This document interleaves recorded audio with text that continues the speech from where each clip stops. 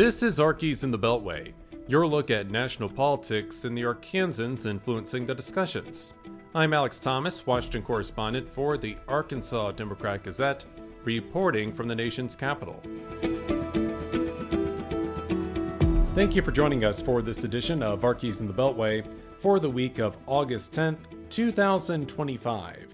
Representative Rick Crawford defending Israel and its handling of the humanitarian crisis in Gaza. Crawford recently returned from a bipartisan congressional trip to Israel, during which the group traveled to the Israel-Gaza border to better understand the humanitarian aid operations happening there. The Jonesboro congressman led the trip in his capacity as chair of the House of Representatives Intelligence Committee. The Israelis are doing the right thing as it applies to Gaza. The problem is not Gaza, the problem is Hamas. This October will mark 2 years since Hamas militants launched a series of attacks against Israel, killing 1,200 people and taking around 250 others hostage. 50 people remain in captivity. The war has created a humanitarian crisis in the Gaza Strip, one of two territories bordering Israel. More than 61,000 Palestinians have died amid the Israel-Hamas war. International agencies have warned of growing starvation and malnutrition in the region because of this conflict. Crawford says Israeli forces are doing a good job delivering food and other aid to Gaza. The problems begin once these supplies arrive. They actually, in most cases, will intercept that food aid and then will find ways to turn it into cash so they can fund their own operations. Instead of giving it to people, they're selling it to people. For example, a pound of sugar that we wouldn't think anything about might be $250. Crawford also blames the United Nations. He says the organization has failed to properly distribute aid to those in need. Where you've got food aid being given from countries like United Arab Emirates or Qatar or others, the United States and others, that the UN is basically allowing to sit and rot in the sun before it's being actually distributed to folks in Gaza. The congressional trip included meetings with Prime Minister Benjamin Netanyahu and U.S. Ambassador Mike Huckabee. During his trip, Crawford ran into Arkansas Governor Huckabee Sanders, who was in Israel as part of an overseas trade mission. Arkansas is definitely a prominent player as it applies to the state of Israel. According to the governor's office, Sanders and Netanyahu discussed how to expand the relationship between Arkansas and Israel. A spokesperson noted the recent decision to invest up to $50 million in state retirement funds in Israeli bonds. Crawford and other House members returned to the United States before Israel's security cabinet approved a proposal to take control of Gaza City.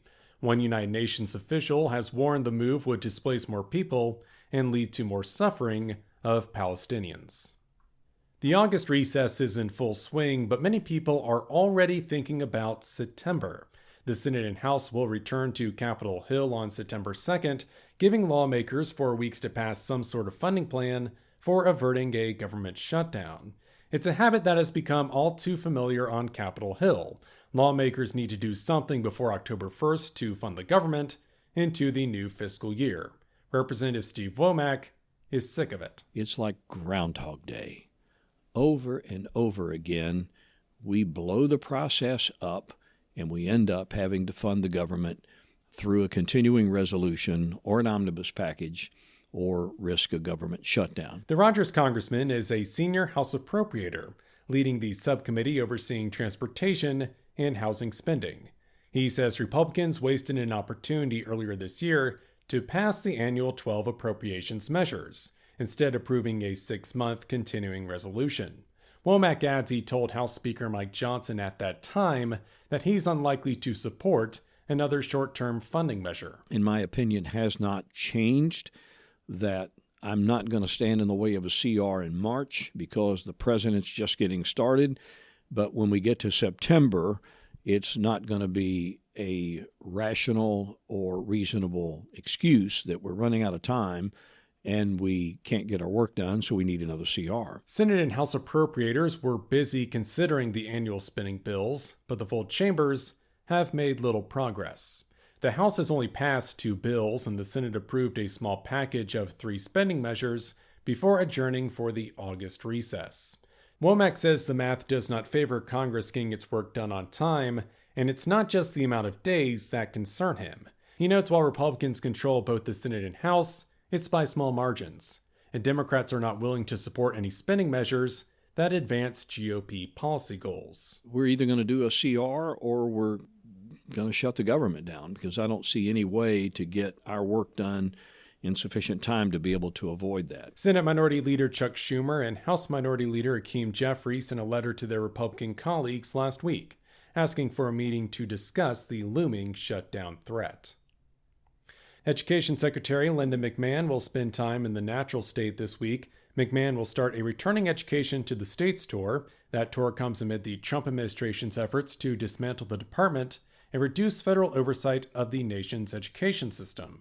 The tour will begin with stops in Arkansas, as well as Louisiana and Tennessee. McMahon was part of the first Trump White House, leading the Small Business Administration. She previously served on the Connecticut State Board of Education and led World Wrestling Entertainment, better known as the WWE. And that'll do it for this edition of Arkies in the Beltway for the week of August 10th, 2025. You can stay up to date with all news involving Arkansas at arkansasonline.com. Special thanks as always to the team down in Little Rock. I'm Alex Thomas, and this has been Arkies in the Beltway. Thanks for listening.